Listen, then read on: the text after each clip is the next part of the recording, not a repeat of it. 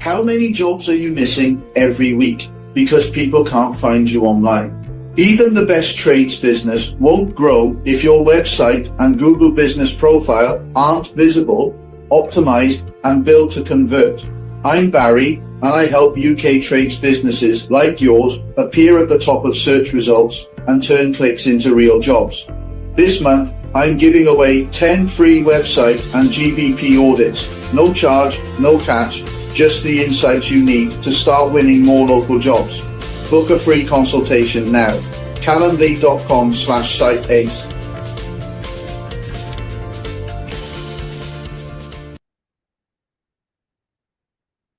Hello and welcome to the show. We have such a show for you tonight.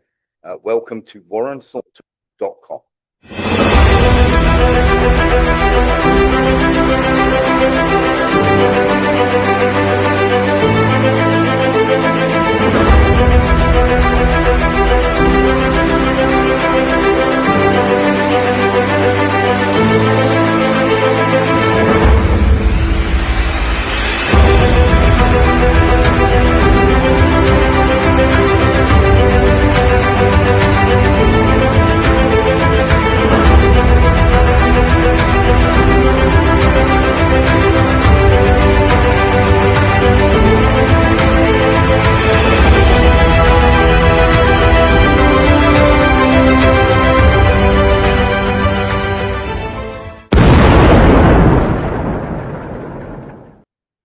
Hello and welcome to WarrenThornton.com.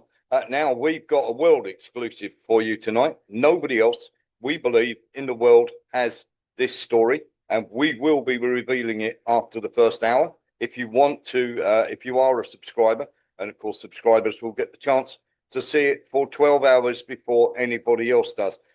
We had to check with 3 different people. We had to get 3 different confirmations from sources to make sure that this story, which is so fantastic, that of course that it was true, because we couldn't believe it.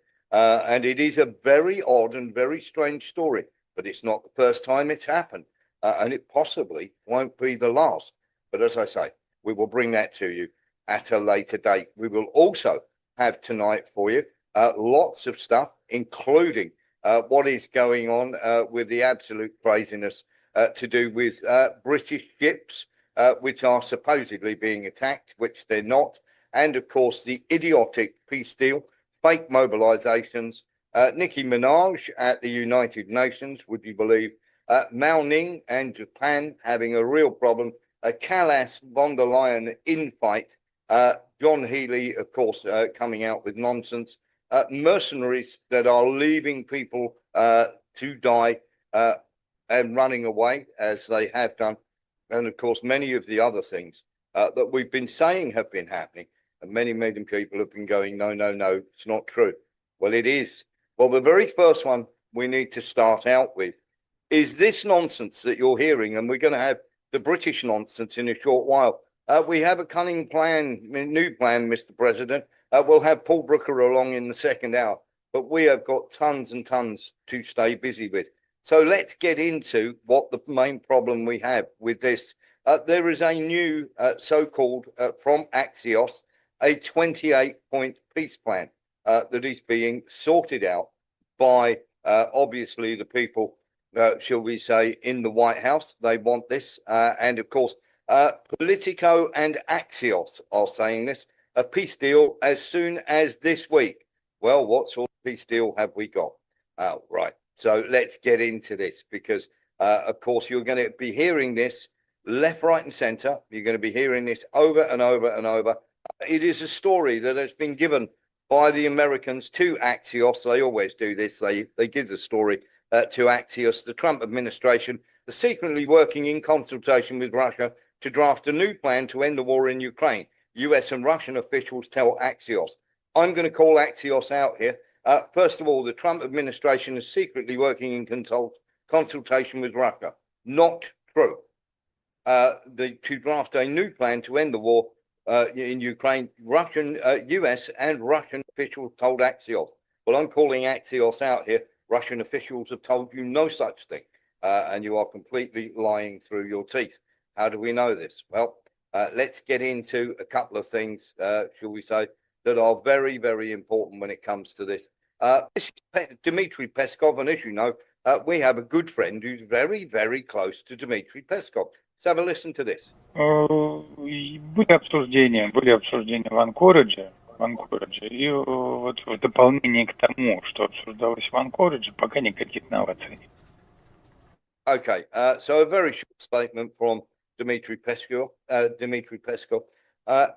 and of course Maria Zakharova is coming out and saying that there is nothing beyond what they've already discussed. And our friend, who is very, very close, as I say, to Dmitry Peskov, has said there has been no contact beyond what was discussed obviously in Alaska, and they are waiting for confirmation of that to come through. Now, Alexander Mercurios, who's very, very good at what he does, has turned around and said that Trump didn't get what he wanted from Zelensky, and this is the reason Zelensky is being thrown under the bus. Well, very, very simply, he is absolutely right.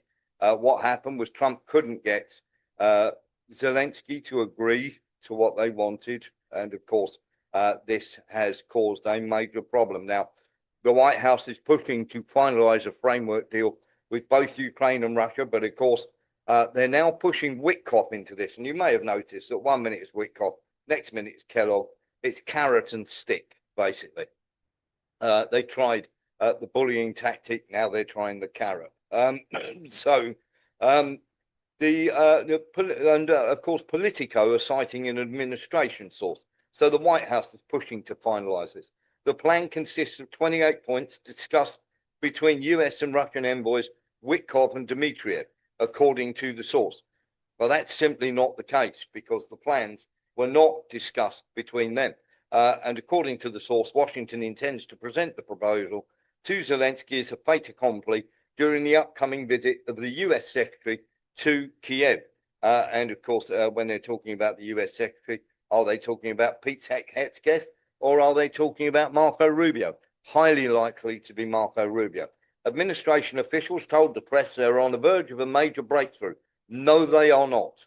And that this is serious. One official said, what we're going to put to Ukraine is reasonable. Trump's administration believes Zelensky, weakened and under pressure, will have no choice but to accept the terms. He won't. As for Europe, we don't honestly care about the Europeans, the official says. What matters is that Ukraine signs.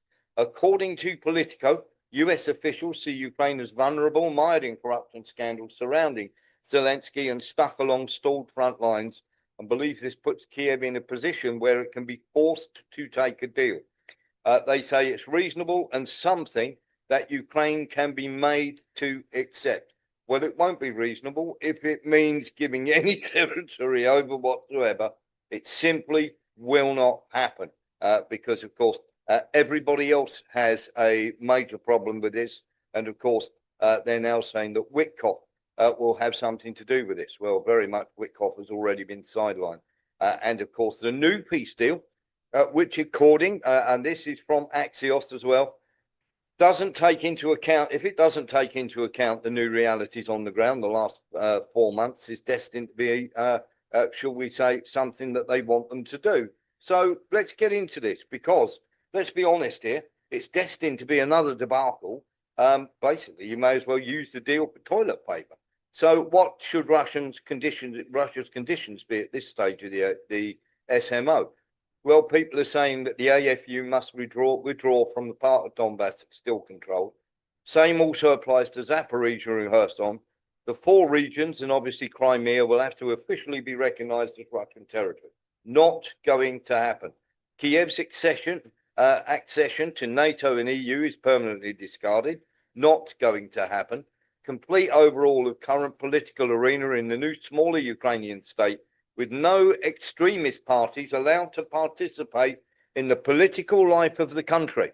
So how do you do that? That means you have to arrest every single neo-Nazi that is in the country. It's not going to happen. Neutrality must be sacred.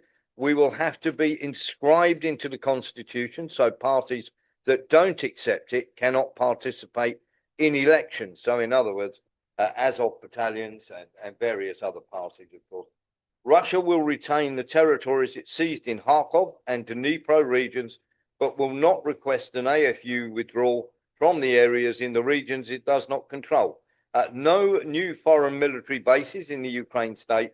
This is the minimum that they are saying that the Kremlin should accept to declare victory, although a small one, not a complete one. Everything else will be considered as a Pyrrhic victory or defeat. So let's be absolutely honest here. That is what Russian commentators are saying, or shall we say, people who are on the side of Russia are saying that this new peace deal will contain. No, it won't. We have advance warning of what is in there. We are talking once again frozen conflicts. We are talking once again security guarantees with troops going in. So this is nonsense, the whole thing. And we are calling it out here. Axios, Politico, anybody else who is involved, you are talking utter rubbish and nonsense. There is no way that anybody is having a bar of any peace deal, this so-called 28 point peace plan that the Americans are supposedly, and they are going to put this forward because very, very simply, they've turned around to, how can I put it? When they give it to Axios, that means that somebody in the State Department is feeding them. Now, this has to come from Rubio's office, probably through Tammy Bruce or a minion who's then got hold of Axios and said, look, we're going to be doing this. And they're highlighting what is going on. Once again, it is not going to be acceptable. The Ukrainians are not going to accept it.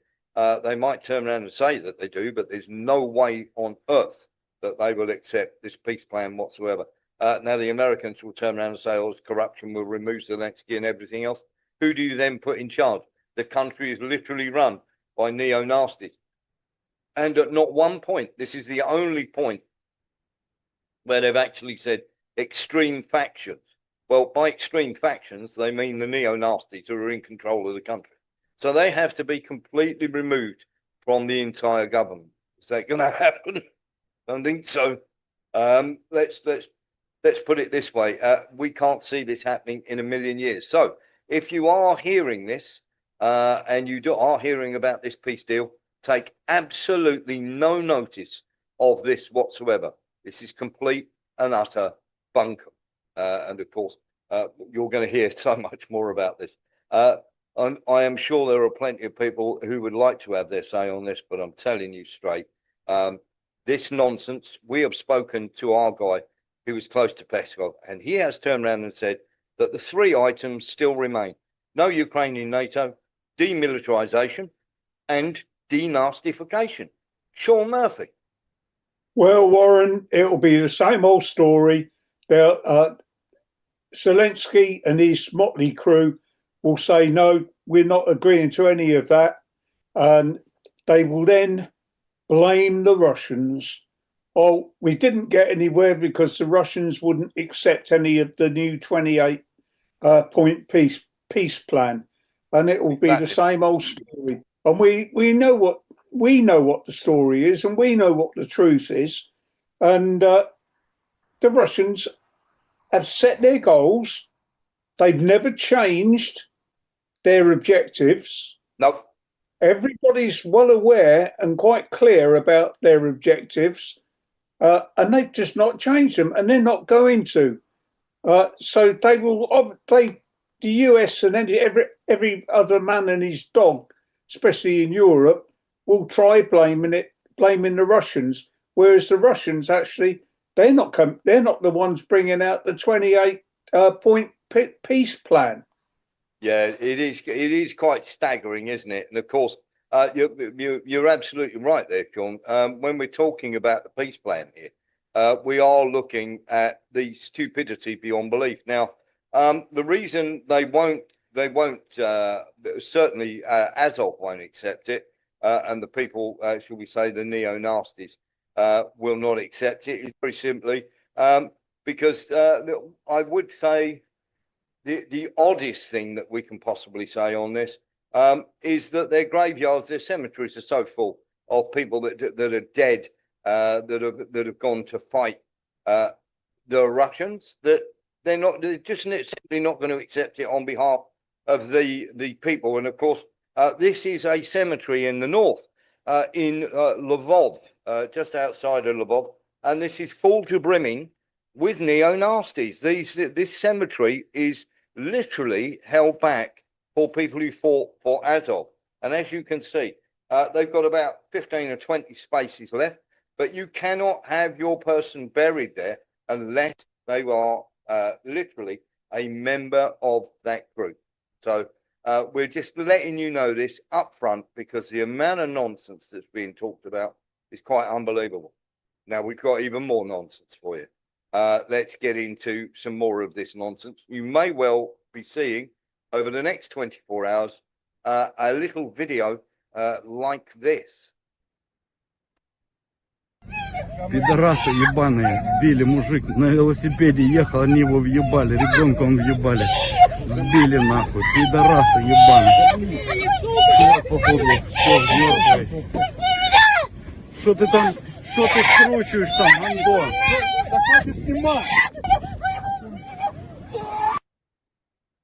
Now this is a completely faked up video, and the reason is to turn around and say, look, this is a fake video. The Russians are making these, and they're doing it to try and convince you that we are beating up our own people and mobilizing them. Now, they're either going to spin it one or two ways. They're either going to spin it that that's Russians mobilizing people, or this is a Russian mock-up fake, but it was actually filmed by Ukrainians. So just giving you a heads up. Here's a real abduction for you by the Ukrainians, so you can see exactly what takes place when this happens.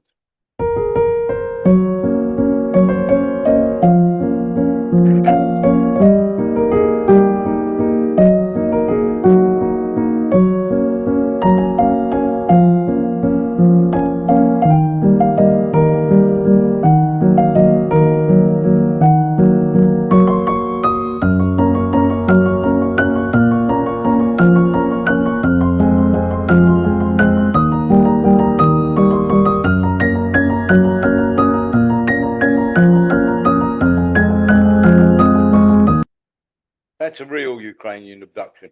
And of course, you've seen absolutely tons and tons of them. Well, why do they need to abduct people? Well, very simply because it's going absolutely terrible on the battlefield. And we've got some of that for you in a little while. And of course, many people will turn around and go, it can't possibly be the case, can it? It can. This is a Fab. If you saw the early morning show, you would have seen a Fab 3000 in Minorad. Now, Minorad is the encircled area just to the east of Pokrovsk. Let's have a look.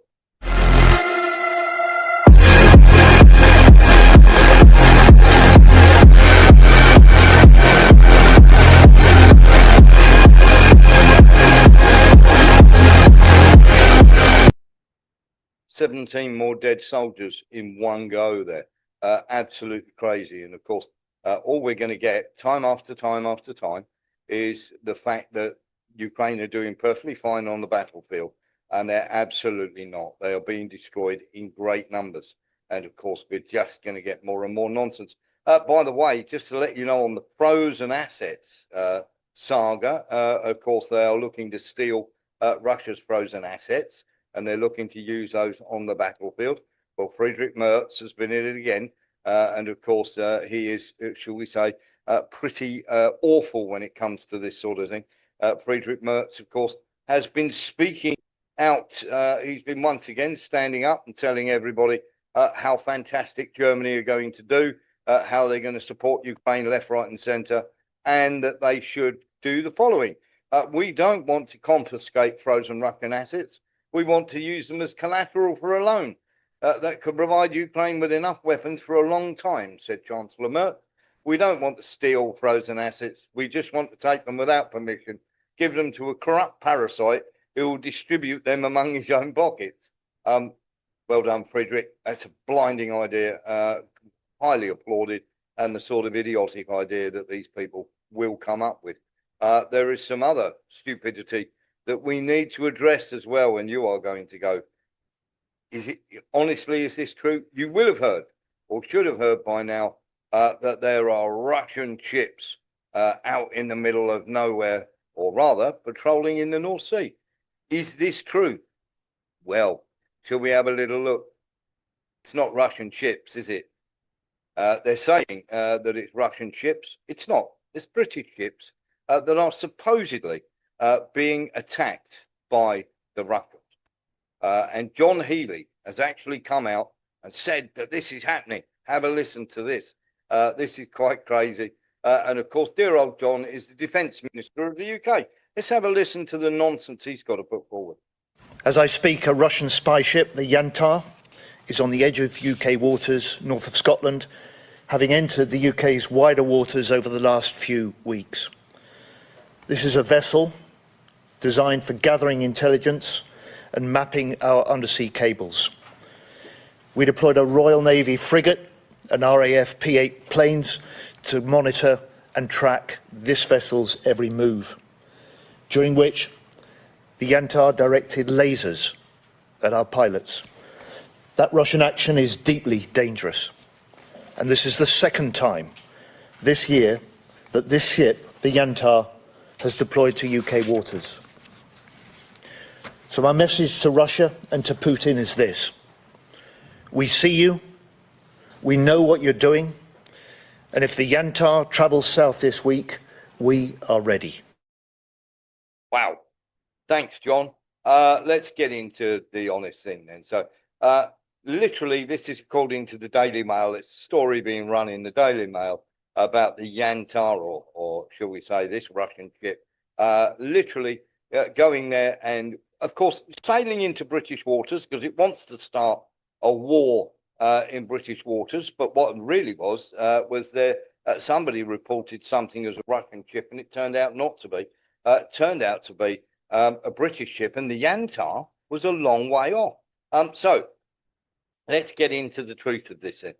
Now, the vessel apparently was spotted on the borders of the United Kingdom's territorial waters. No, it's not.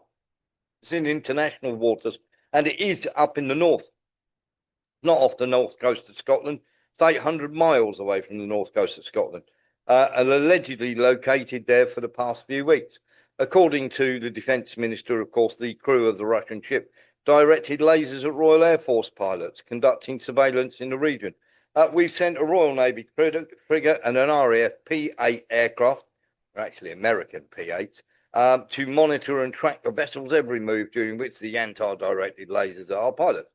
Healey stated that he had changed the rules of conduct for the British Navy, allowing for closer surveillance of the Russian vessel. Yeah, you were targeted by a laser for the simple fact that you buzzed the ship. Healey stated that he changed the rules, as he was saying, and according to London, such actions pose a threat to national security and require increased monitoring and readiness for response. The Russian research vessel, Yantar, is carrying out the planned tasks in the world ocean. As it does, the vessel is conducting scientific research in various areas, including off the coast of the Irish and Mediterranean Sea, again in international water. And once again, it looks like the action from Star Wars, that Britain are frightened that Russia would easily shoot the Death Star and destroy the country. This is a scientific vessel. It is an oceanographic research vessel. And of course, Britain are doing their very best to try yet another false flag, as if they haven't tried enough false flags.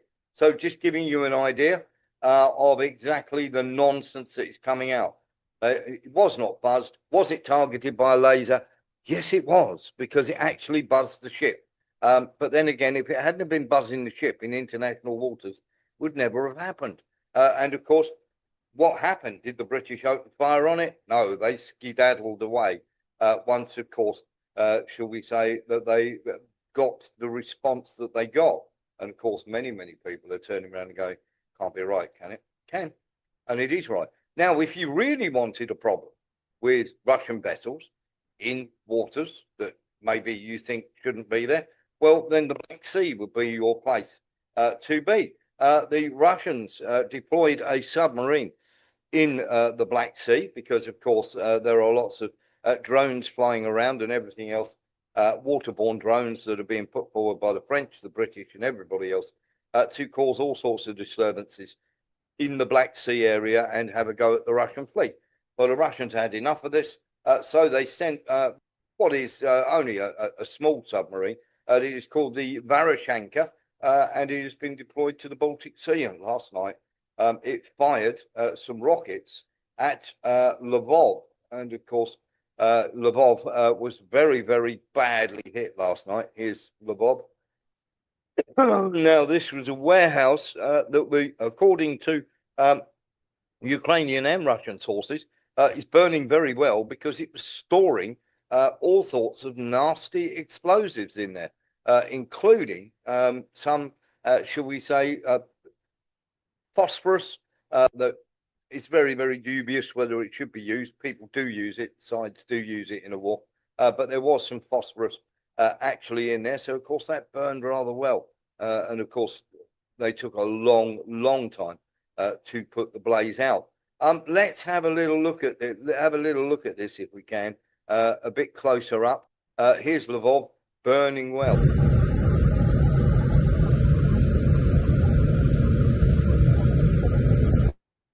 And the resultant explosions from this, of course, set all sorts. We were spying on a ship in international waters, Andrew. You're absolutely right. Somebody else wants to have a word here. Somebody just popped their hand up. Lee Williams. A quick one. So from the West, it's America's, it's Russia's fault, but it's a lie. It's nothing to do with Russians. It's to do with the actual West, in my opinion. Let's put it this way. The Russians didn't do anything except sail in international waters. And they decided that it would be a really good idea. Now, if we wanted to talk about people who are doing all sorts of naughty and wrong things, we could have a chat about this. Because let's just say you would think this is naughty.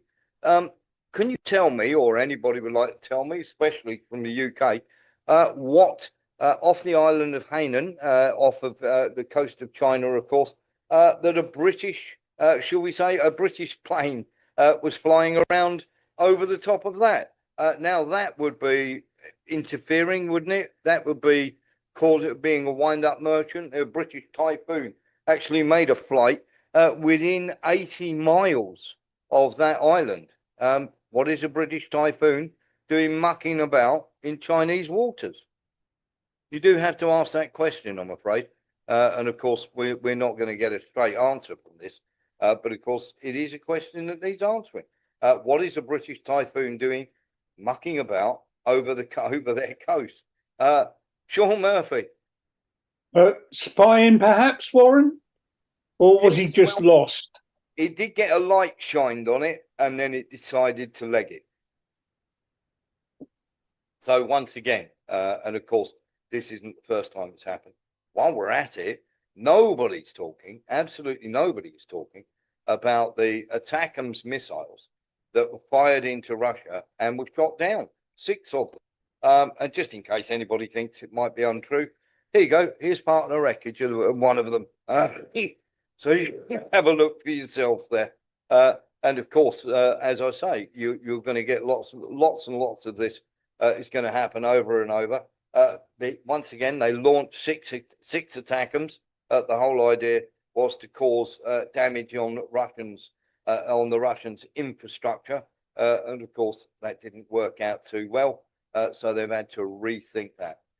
There are some other things they're going to have to rethink as well, because it's not going very well at all when it comes to, shall we say, the attacks. Is the use of mercenary soldiers. Now, if you saw the earlier show, the morning show, you would have seen this. But every single mercenary that you see out there on social media is, and we're going to say it here, has abandoned his so-called Ukrainian colleagues to run back home because the fighting got too tough. Unfortunately for the Ukrainians, they can't do that. They can't skedaddle home when the going gets tough. However, shall we say the Dutch, the British, all these people who end up online who have been fighting there, they're quite happy to sit and cheer everybody on and say we should carry on and everything else. But when it comes to staying out there when the going gets tough, they ran back home. Let's have a look at some of the Dutch mercs here. Wij liepen op een gegeven moment dan naar positie toe. Onder een hemel gevuld met drones. Hè. Elke 5 minuten komt er een drone overvliegen. Moet je de bosjes weer in. Er staan fiber optic drones, glasvezeldrones op de weg op je te wachten. Het is gewoon knettergevaarlijk. Dus als je gespot werd, kreeg je altijd artillerie op je dak en drones. Dus die zaten eigenlijk op die wegen te jagen. Het voordeel wel als je loopt, dat je dus hoort aankomen. Dus je kan wel snel een treelane induiken bijvoorbeeld. Maar het is geen pretje als je daar ligt en je hoort ze over je heen vliegen. En wij weten als drone operators hoe het is en hoe makkelijk het kan zijn. Je wordt gewoon letterlijk opgejaagd. En het is 1 aanvoersroute. Dus je hoeft geen generaal te zijn om te begrijpen dat de Russen goed in de gaten houden wat er allemaal gebeurt over deze supply route. De laatste die je dan hebt, jullie spotten. En dan is het gewoon een orkest van geweld. Deze zomer zien ze hoe de Russische drones de lucht boven de stad domineren. De drones worden nu gevlogen door piloten van een nieuw gevormde elite-eenheid van het Russische leger. Dat was Rubicon. En Rubicon is een soort van nieuw initiatief, een nieuwe groep van ontzettend professionele drone operators vanuit de Russische kant. Die hebben hele goede drones over het algemeen, wel goed materiaal. Ze zijn ontzettend goed gecoördineerd. Zij konden met 4 drones tegelijkertijd, binnen een minuut konden ze 1 voertuig raken. En dat is iets dat wij wellicht ook deden, maar bij ons verliep dat een stuk chaotischer. Well, who'd have known that? Who'd have known that it's dangerous in a war zone? Who'd have known that it's not much fun in a war zone? Thanks for telling us. Quite staggering how these people try and, should we say, talk about all sorts of nonsense here, where of course they decide that they're not going to do anything, shall we say, to help their fellow colleagues when the going gets tough. We showed you, shall we say, Ukraine doing all sorts of silly stuff when it comes to mobilization. Well, that's not the only propaganda thing they've been up to. They actually had a house that was being used to house, and they were hiding in an apartment block, lots of their soldiers, and of course, shall we say, trying to hide their weapons away to make sure it didn't look that bad. Now, the Russians did bomb this area, no question whatsoever.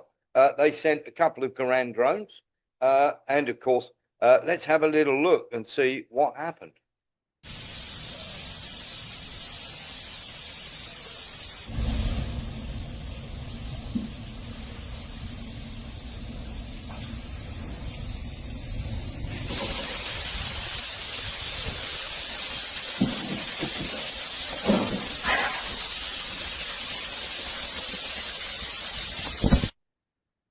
Now, did anybody notice? I'm going to give you 30 seconds.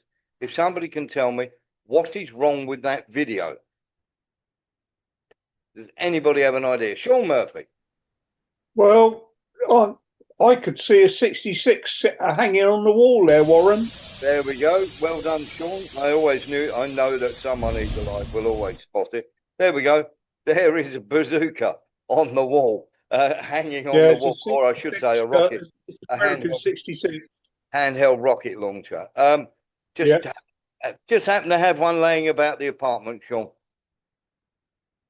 As you do. Just hanging on the wall, as you would. Yes, just hanging on the wall, just waiting to get going. It is quite incredible. And of course, they're claiming that's an attack on the civilian area. I don't know how many civilians you know who have those things there, but there we go. Let's just turn around and say that it is something that seems a bit strange. By the way, I haven't got one, but I really would like one. Yes, I mean, I think we can all have one, can't we? I don't see any reason why not. Let's get into this. The energy minister is not the only one, along with Rustem Umerov of Ukraine. The energy minister of Ukraine has also fled the country. Seems to be a regular pattern, doesn't it? I wonder why she has left the country with no real explanation.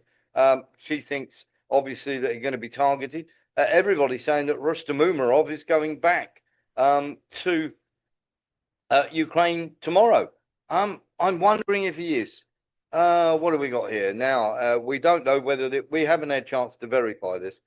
This could be a complete load of nonsense. But here we go. U.S. Citizenship and Immigration Services.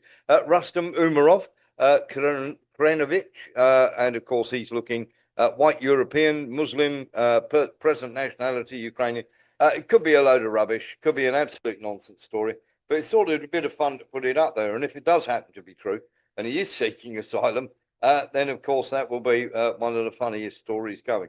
And of course, we all know there is one story about Rustam Umarov that we know for certain because we've shown the video. And of course, that video has been wiped from the internet. But if you go back in our back catalogue of literally showing you stuff on these programs, and we do have a back catalogue of all these shows, you will find somewhere back there in the far distance Rustam Umarov completely naked, pleasuring himself online to various ladies. Of course, that's his big sort of thing that he likes to do. You can do whatever you like in your spare time, but there we are. Something else that's not going to be too good. We told you earlier on this morning about the fact that America and that we warned about this months ago, that they were going to start sending you, when they started running out of Ukrainian bodies, they were going to send Ukrainians back to die. And literally there you can see the first of the US handing over Ukrainians to the TCC, who have come to collect him on the border of Ukraine. So when we told you this story, that this would start happening, and we told you this morning that this was happening, that is just to give you a big heads up that this guy has now been handed over to the TCC. Now they're doing this to another 50 people. So they're saying there's 50 people. There's actually 51 that are going back, and they're saying for criminal reasons or whatever, but some of them are going back for non-criminal reasons. But Germany and many of the others, if we have told you, are going to follow suit. When they start running out of bodies, the people who have fled the war, they'll start picking them up and throwing them back on the front line. Lee Williams. Is this anything to do with support of Ukraine, or is this to do with depopulation of the 2 million plus?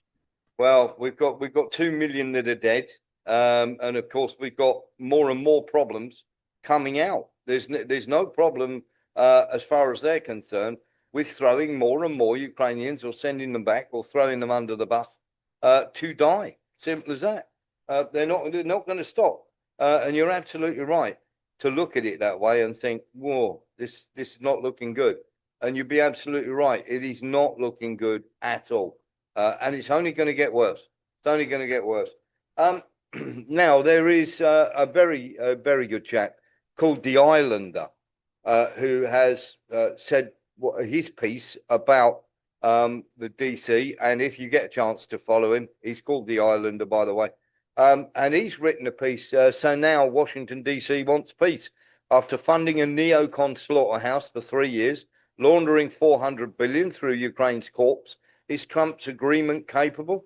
It's the neocons swarming around him who sabotaged every past peace deal. It's now time for the 28-point peace plan, not because reality is sunk in, but because Russia have won. Now, according to Axios, and he's citing Axios as well, the US and the Russians are quietly sculpting a deal. 4 pillars: ceasefire, security guarantees, European architecture, and future relations. Sounds serious, but let's call it straight. This isn't some grand statements moment. It's panic dressed as diplomacy. The battlefield dictated this, not diplomacy. Pokrovsk has de facto fallen. Zaporizhia's lines are collapsing. Ditto for Kharkiv. Desertions are 4 times higher than last year.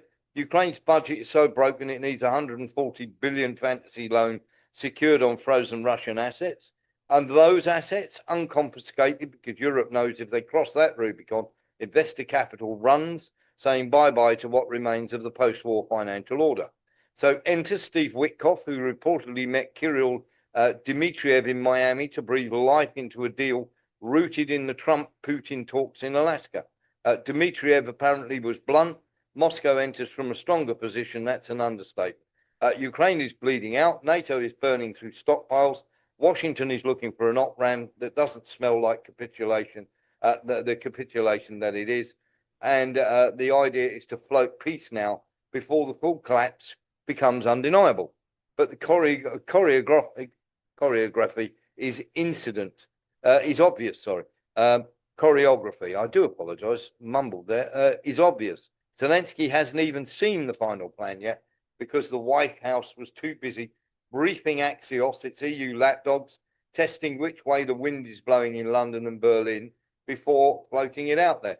The question isn't whether they want peace, it's whether they can sell defeat without completely owning it, an almost impossible defeat.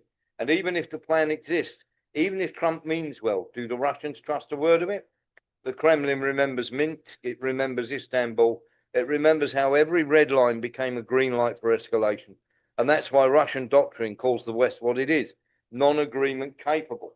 So call it whatever you like. Peace plan, framework, 28-point roadmap, not a treaty. It's not a white flag, carefully folded, quietly floated and dressed up for Axios like it was a masterstroke of statecraft. Because the truth is, there's no victory to be found for that empire, just wreckage to manage. And the empire is still trying to exit the funeral it paid for without looking guilty. And I think that's a wonderful piece of work. And I applaud the gentleman, whoever is the islander, because there he's got pretty much everything spot on. Talking of spot on, Siversk has now been entered. As you can see, the green areas, the Russians are now in there and they're starting to push very much along the railway line. As you can see in the middle there, they're starting to push along that railway line very much so. My latest intel is they've reached this area about here. Siversky is going to fall. It will be once again one of those places that's surrounded on all sides, and they leave one corridor open just for you to go along, as you've heard from obviously those people. And of course, we've got somebody who people very unkindly call him Julian Jihad, but Julian Ropka, who is hugely, he's a massive, massive fan of Ukraine. He is their biggest cheerleader and warmonger. Russian invasion broke through the strongest and longest holding Ukrainian front line in Donetsk Oblast, capturing the villages of Vimka and Ivan Dorivka before entering Seversk town from the south, already capturing 20% of it. For those 9 kilometers, they needed 40 months. No, they didn't, Julian. They got there and then they stopped. And when they were ready to enter, which was only in the last couple of weeks, did they then attack? They have been sitting on that border for ages, not moving anywhere. So once again, Julian trying to sell a defeat as something that took the Russians a long time, cost them tons of people, and it's not an important place anyway. The same old playbook. Lee Williams. Just a quick one. I mean, I personally don't watch the BBC because I don't trust them. But is there any news on Ukraine at all in the past couple of years, or is it kind of under, let's say, quietened down? Well, it's going to go quiet because there is nothing but defeat for Russia in the for Ukraine in these areas. It is absolute nonsense when anybody's talking about this. Because take, for instance, Pokrovsk. Okay, so we've blown this right up for you. That is a 100-yard corridor that all of them are trying to escape through and getting blown to hell. Okay, and I've said this time and time again. The Russians leave you a little corridor, only a little corridor that you can bring men in, or you can take men out, or try and get out. And that is when they line the whole road, the whole area with drones, and they just pick you off. And I have shown you time and time again, but I've got one more example for you to show you exactly what happens when they do this. This is Ukraine trying to get out.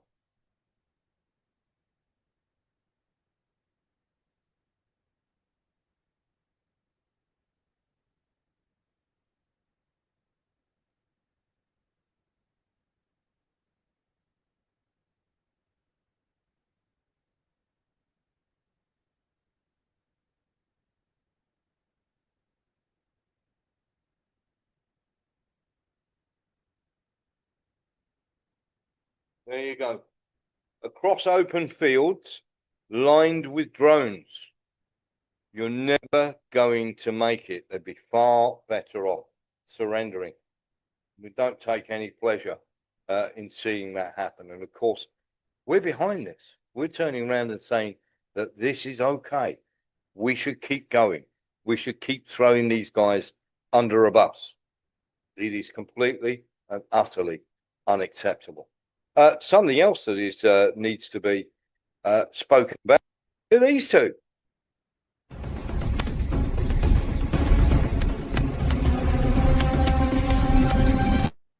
Around, we've told you about this before, but it's getting worse. A row has broken out between Kaya Kallis and, shall we say, Ursula von der Leyen, and they are not getting on at all. In fact, there are many, shall we say, people saying that they have almost reached the point where they cannot bear being anywhere near each other, let alone, shall we say, talking to each other in any way, shape, or serious form. And of course, as we both know, they are very intransigent, very horrible human beings, and nobody really wants to be anywhere near them if they can possibly help it.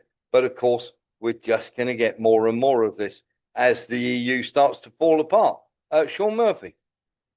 Well, you can see that the EU is falling apart because they're now turning on each other. As they're going to do. Yeah, it's not going to stop, is it? And they're not going to be the only ones. No, I think you're right here, Sean, because I mean we're already getting, we've got Orban who's already turned around and said, look, we're not gonna let this carry on. We can't do anything here. And you have to remember that it's that bad. It's only going to get worse. There we go. Let's where are we? Lee Williams. Quick one. Is it a case of what we'd describe as dominoes? They're going to fall of the West. Yeah, they're going to go down as they get hauled down by this Ukraine war. They're just going to It's going to be more and more problems. You look right now. They're throwing people back out of the US, back through Poland, onto the front line. How long is that going to go on for before other people wake up to that and go, "Oh my God, can you see what they're doing?"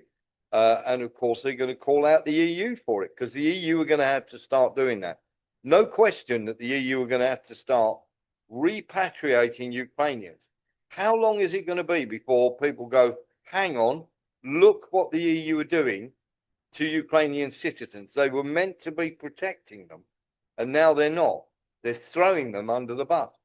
And how much longer can it go on where they're talking the nonsense that they're talking?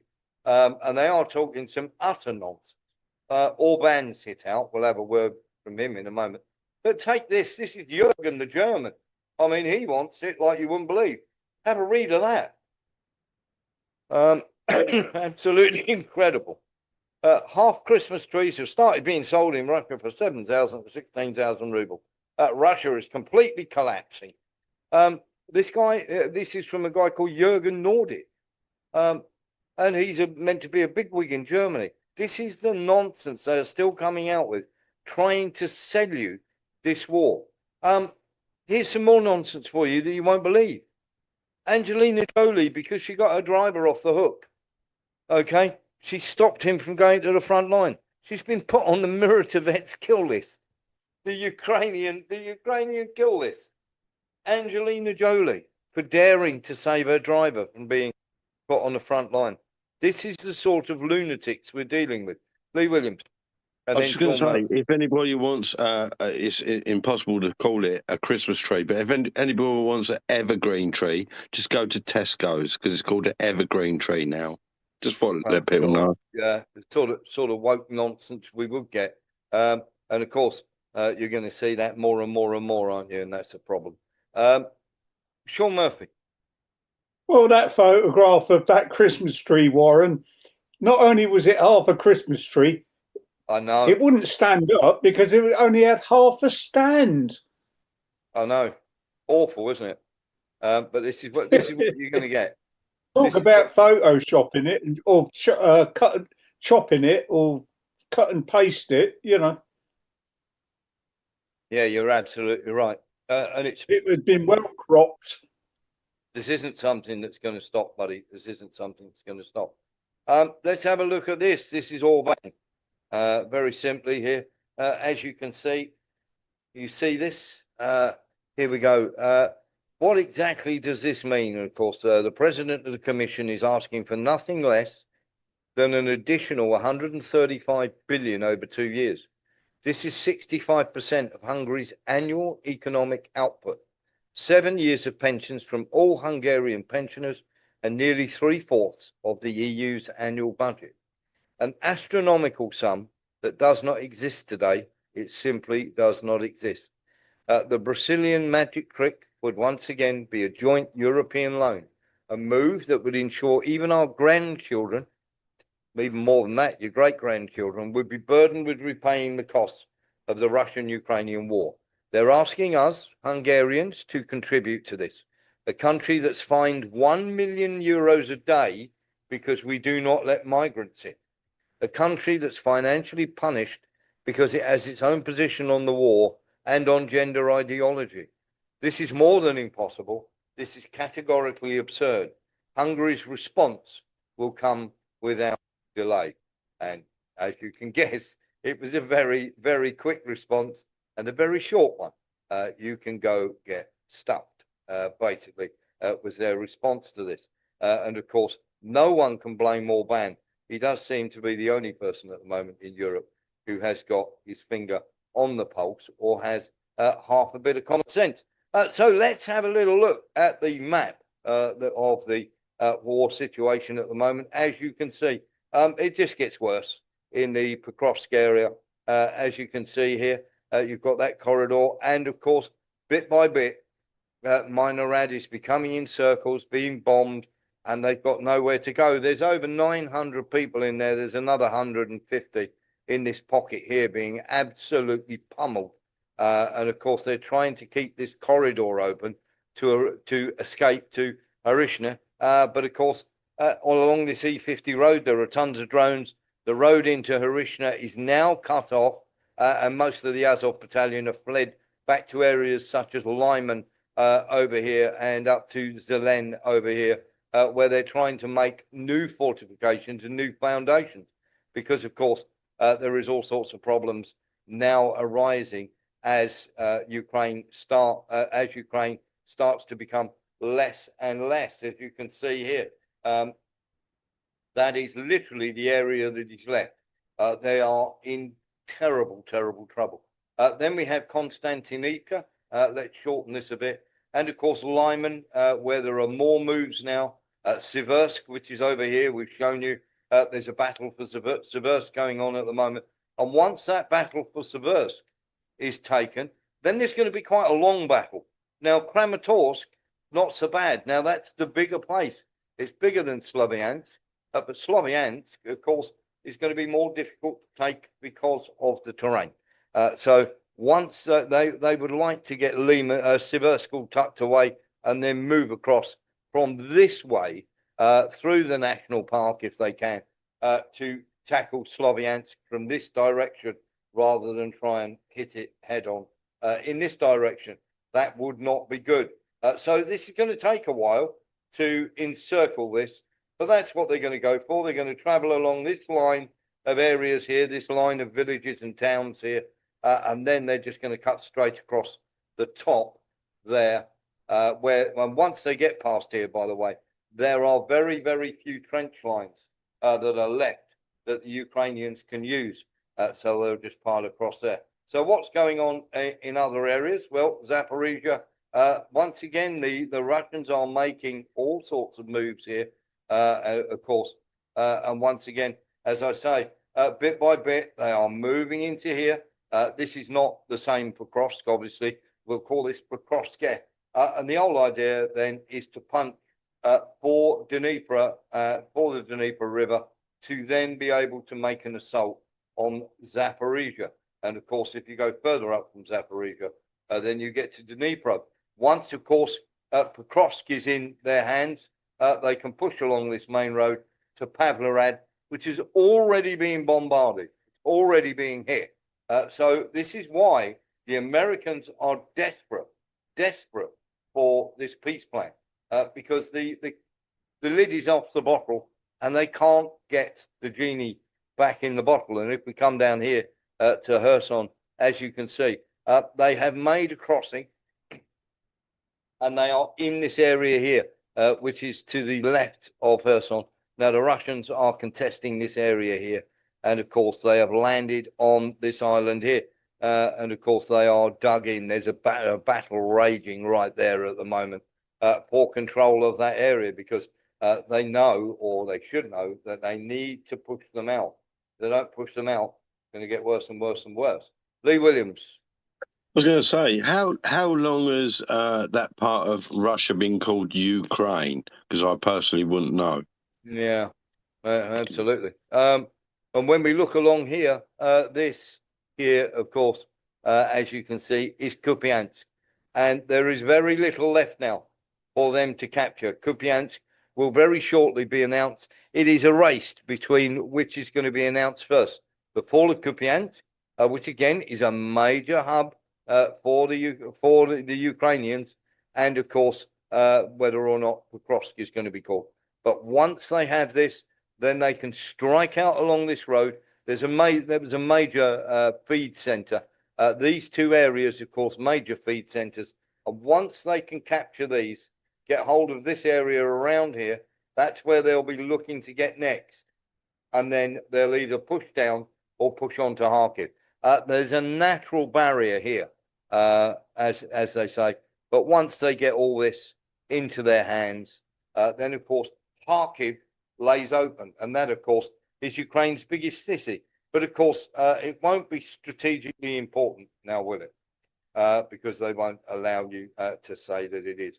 Now, we need to tell you about our exclusive that nobody else has. And we're absolutely certain that nobody else has it. But, of course, to do that, we need to be able to show you a video that can't be seen.